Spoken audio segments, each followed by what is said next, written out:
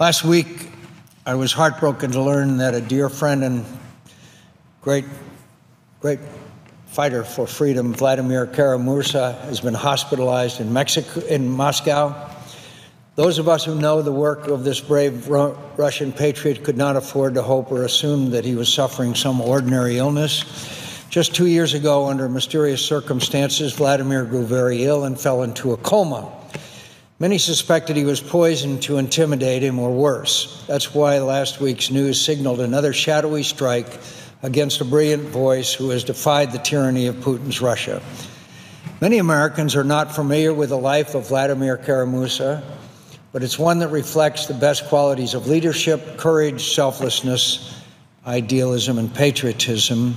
And it's a life dedicated to the principles we all hold dear: truth and justice, freedom and fairness, human rights and human dignity. All his life, Vladimir has been a brave, outspoken, and relentless champion for the Russian people. He's a deputy leader of the People's Freedom Party, Russia's leading pro-democracy party. He's a leading coordinator of Open Russia, a foundation that promotes civil society and democracy in Russia.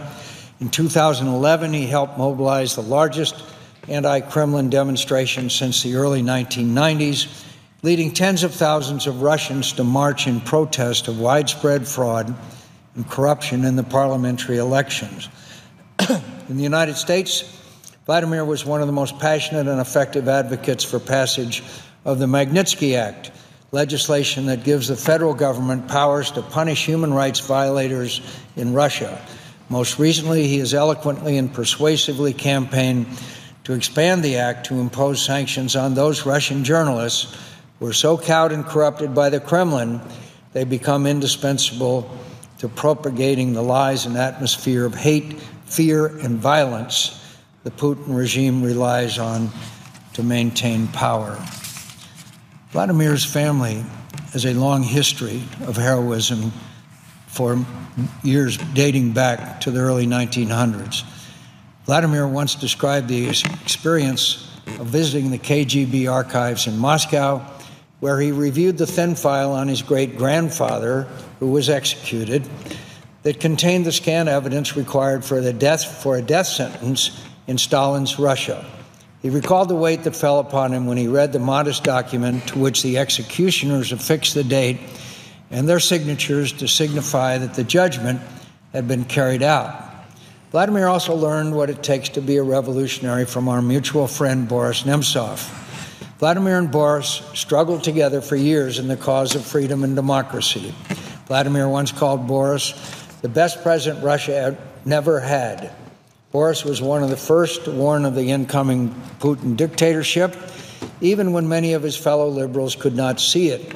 He told the truth about Putin's reign of terror, rampant corruption, and his illegal invasion of Ukraine.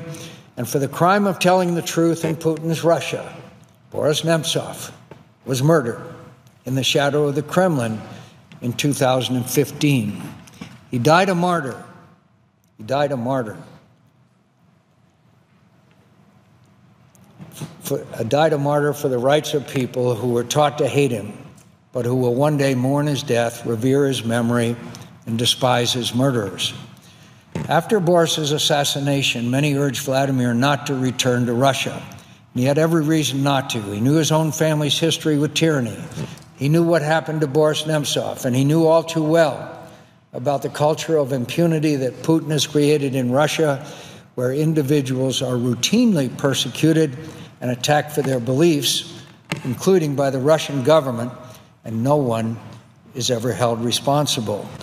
He knew about Sergei Yushchenko, who was investigating the Kremlin's potential role in the 1999 apartment bombings in Russia when he was shot and killed at the entrance of his apartment.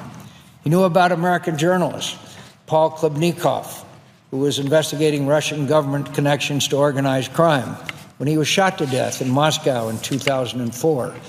He knew about Anna Politkovskaya, a journalist, human rights activist, and fierce critic of Putin's brutal war in Chechnya, who was murdered in the stairwell of her apartment building on Putin's birthday in 2006. He knew about former FSB officer Alexander Litvinenko, who exposed Putin's regime massive corruption tied to organized crime and involvement in assassination and murder, and was poisoned to death in 2006 with a radioactive isotope in a brazen act of nuclear terrorism.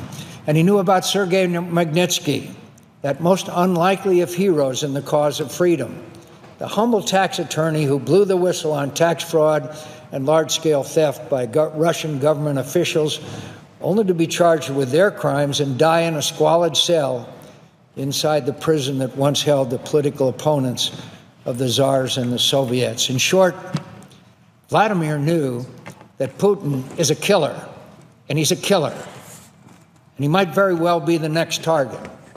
Vladimir knew that there was no moral equivalence between the United States and Putin's Russia. I repeat, there is no moral equivalent between that butcher and thug and KGB colonel and the United States of America, the country that Ronald Reagan used to call a shining city on a hill. And to allege some kind of moral equivalence between the two is either terribly misinformed or incredibly biased.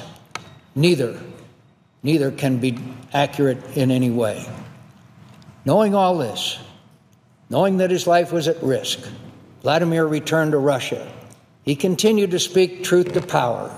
He kept faith with his ideals in confrontation with a cruel and dangerous autocracy.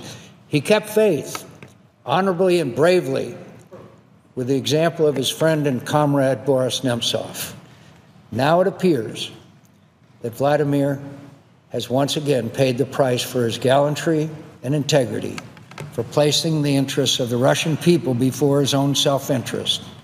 He's very ill. I'm encouraged to learn his condition is now stable.